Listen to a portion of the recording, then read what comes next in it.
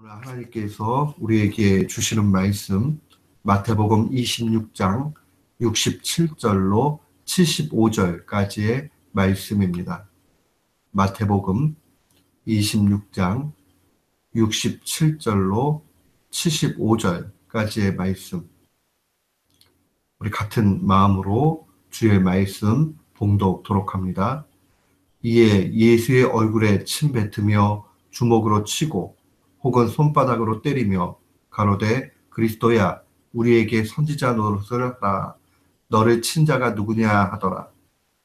베드로가 바깥들에 앉았더니 한 비자가 나와 가로되 너도 갈릴리 사람 예수와 함께 있었도다 하거늘 베드로가 모든 사람 앞에서 부인하여 가로되 나는 네 말하는 것이 무엇인지 알지 못하겠노라 하며 앞문까지 나아가니 다른 비자가 저를 보고 거기 있는 사람들에게 말하되 이 사람은 나사렛 예수와 함께 있었도다 하며 베드로가 맹세하고 또 부인하여 가로되 내가 그 사람을 알지 못하노라 하더라.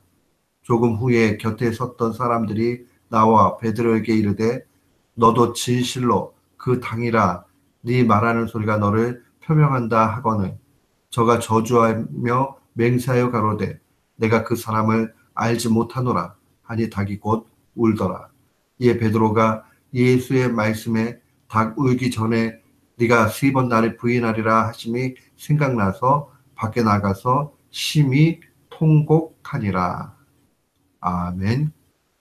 저는 오늘 본문 말씀을 통해서 베드로의 실패를 기억하라 라는 제목으로 주의 말씀을 선포하도록 하겠습니다. 예수님께서 이 땅에 겸손의 왕으로 오셨습니다. 우리가 지난 주일 팜선데이 종려주일로 하나님 앞에 지켰습니다. 이 종려주일로 오신 예수님의 모습은 어린 나귀, 그 나귀의 새끼를 타고 오신 아주 겸손한 왕이다 하는 것을 우리는 분명히 압니다. 이 겸손의 왕, 왜 이 땅 가운데 세상의 이방 사람들이 가지고 있는 권력을 가지고 있는 그러한 왕이 아니라 겸손 가운데 그렇게 오셨는가? 결국 오늘 본문 말씀을 보면 겸손의 왕이 결국 하나님 나라에 가장 합한 그러한 왕이라는 사실을 우리는 보게 됩니다.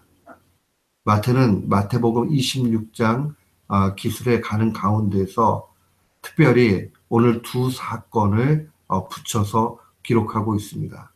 하나는 침묵하며 자신의 그 일들을 다 감당하는 예수 그리스도의 모습이요. 또 하나는 베드로의 실패의 모습입니다. 오늘 본문 말씀 67절 68절에 보면 예수님의 얼굴에 침 뱉고 주먹으로 치고 손바닥으로 때리고 이 묘사된 것은 모욕을 상징합니다. 단순한 고통을 뛰어넘어서 실제로 모욕감과 괴로움 가운데 그렇게 놓이고 있다는 것을 보게 됩니다. 조롱하면서 이야기하죠. 네가 그리스도라며 그러면 너 한번 선지자 노릇을 해봐라 라고 조롱을 합니다. 그리고 또 모욕적인 언사를 하죠. 너를 친 자가 누구냐. 결국 아무 힘이 없고 능력 없는 그러한 모습, 우리가 기대하는 그리스도도 아닐 뿐만 아니라 그 모습은 잘못되었다라고 군중들, 지나가는 사람들은 이야기합니다. 신뢰할 수 없다는 거지요. 근데 우리는 잘 알고 있어요. 이 십자가에 달리신 예수님이 바로 나사렛 땅에서 사역하셨던 그 예수님이 그리스도라는 사실을 우리는 잘 압니다. 그런데 그들은 자신들이 기대한 그러한 왕의 모습이 아닐 때에 한 번에 변하고 이렇게 조롱하는 것을 바라봅니다. 그런데 예수님은 겸손히 침묵하고 너무나 어처구니 없고 답답한 심정을 느낄 만큼 그냥 가만히 계신다는 겁니다. 반면 69절부터 75절까지의 내용은 우리가 잘 아는 베드로의 부인 사건입니다. 이 부인 사건을 보면 베드로가 3번이나 예수님을 알지 못한다라고 그렇게 부인하지요. 그런데 맨 마지막에 보면 저주하여 맹세하여 가로되 라는 그런 표현이 나옵니다. 그냥 모른다 하는 정도가 아니라 저주하고 맹세하듯이 그렇게 이야기한 것을 보게 됩니다. 또한 그가 나중에 닭 울음소리를 듣고 예수님께서 하셨던 그 말씀, 닭이 울기 전에 네가 나를 부인한다 하는 그 말씀이 기억이 나고 나중에 밖에 나가서 심히 통곡하는 그 회개의 심정으로 나아가는 그 모습으로 이 내용이 마무리가 되고 있습니다. 사랑하는 성도 여러분, 이 땅 가운데 우리가 육신이 있고 살아간다는 것은 시험 가운데, 유혹 가운데 있다는 것을 의미합니다. 유혹 가운데 있을 때에 우리는 어떻게 해야 됩니까? 분명히 예수 그리스도는 침묵하며 승리하셨고 베드로는 부인하며 실패를 했습니다. 예수님과 베드로의 그 차이가 무엇인가 우리는 말씀 가운데 묵상해야 됩니다. 오늘 베드로의 실패는 베드로 한 사람의 실패의 모습이 아니라 작은 것에도 쉽사리 넘어지는 우리의 모습이기도 합니다. 그런 의미에서 우리는 쉽게 비난할 수 없습니다. 그것이 바로 우리의 연약함이기 때문에 그렇지요. 오늘 베드로를 만난 그 사람은 비자였습니다. 비자라는 것은 여종을 얘기하지요. 그 여종 하나, 아무것도 아니에요. 그런데 그 여종 하나가 너가 나사렛 예수와 함께 있었다 하는 그 말에 무슨 얘기하느냐 알지 못한다 라고 이야기합니다. 다른 여종을 봤을 때도 동일한 반응을 일으킵니다. 그리고 마지막 사람들이 이야기할 때에 정말 모른다라고 그렇게 이야기했습니다. 한 번 이야기하는 베드로의 중심 가운데 거리낌과 찔림이 없었을까요? 아마도 조금씩은 있었을 것입니다. 그러나 그는 이 상황들을 그저 모면하고자 거짓말을 하지요. 그리고 마지막에 정말 통곡하며 나아가는 모습으로 보게 됩니다. 사랑하는 성도 여러분, 신자 예외 없이 누구에게나 있는 이 유혹의 문제를 어떻게 이길 수 있습니까? 우리는 쉽사리 예수님은 하나님이니까 이겼지 라고 그렇게 이야기할 수 없습니다. 이 땅의 육신 가운데 오셔서 온갖 유혹과 모욕을 이기신, 그래서 똑같은 시험을 당하신 예수 그리스도께서 어떻게 이기셨는가? 그것은 한마디로 겸손입니다. 그 겸손은 다른 것이 아니에요. 하나님을 의지하느냐, 의지하지 않느냐의 문제입니다. 성경은 우리에게 명확하게 알려줍니다. 겸손과 교만의 차이는 하나님을 인정하고 하나님을 의지해서 사느냐, 아니면 내 힘으로 사느냐 하는 문제입니다. 겸손한 자는 매사에 하나님을 인정하는 것이요, 교만한 자는 자기의 힘으로 살아갑니다. 오늘 본문 말씀은 그 차이가 어떤 결과를 일으키는가 분명히 보여줍니다. 하나님이신 예수님은 얼마든지 그 모욕과 그 언사에 다른 형태로도 거부하실 수 있습니다. 땅을 갈라지게 하실 수도 있고 비를 내리실 수도 있습니다. 그러나 어떠한 것도 하지 않고 침묵 가운데 나아갑니다. 어떻게 그게 가능합니까? 그것은 바로 겸손하게 하나님을 의지하며 하나님 주신 능력 가운데 살기 때문입니다.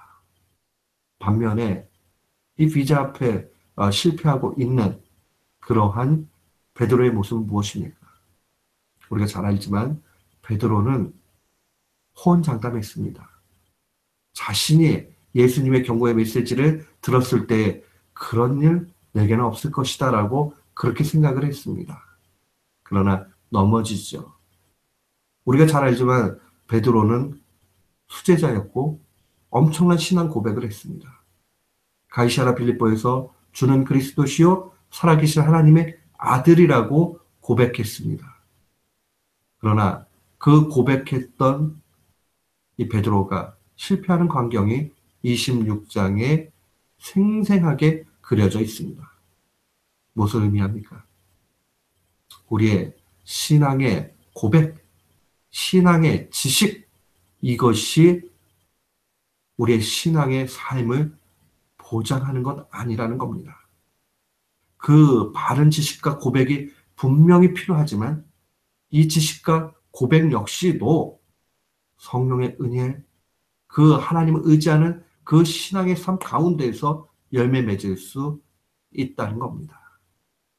우리의 노력, 우리의 그저 안일함, 이거 가지고 자신의 힘으로 살아간다고 되는 건 아닙니다. 철저하게 하나님을 의지할 때만이 작은 유혹에도 넘어지지 않는 겁니다. 우리의 인생의 삶의 여정도 동일합니다. 아, 이쯤이야 뭐 그냥 상식이지 라고 하는 순간에 우리는 넘어질 수 있습니다.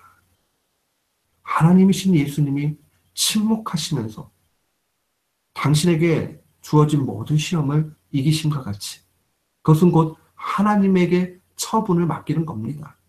자신의 모든 권리를 포기하고 하나님 앞에 맡기는 겁니다. 우리에게도 동일합니다. 우리가 이 땅 살아가고 내 인생이 있지만은 그 내 인생의 주인이 내 자신이 아니고 또한 나의 생각과 판단으로 사는 것이 아니라 오직 말씀의 기초에서 하나님이 주시는 은혜 가운데 나아가는 겁니다. 하나님이 가라는 곳에 가고 멈추라는 곳에 멈추고 하나님께서 주시는 그 하나님의 시간표에 따라서 우리가 온전히 살아갈 때 그것은 바로 겸손의 모습이요 하나님이 기뻐하는 삶의 모습입니다. 혹시 우리 앞에 어려움이 있습니까? 이 문제를 만났을 때 내 힘으로 살려고 합니까? 아니면 하나님의 능력으로 살고자 합니까? 우리 이 땅 살아가면서 날마다 하나님의 은혜를 갈망합니까? 내가 이 땅을 살기 위해서 지혜를 갈망합니까? 더 먼저 필요한 것은 은혜의 갈망, 그것이 필요합니다. 오늘 이 말씀 마음에 간직하면서 베드로의 모습의 그 넘어짐을 우리가 살피면서 우리도 깨어 경계하며 하나님의 은혜 속에서 날마다 승리하는 귀한 교우들 되시기를 주님의 이름으로 축원합니다. 아멘.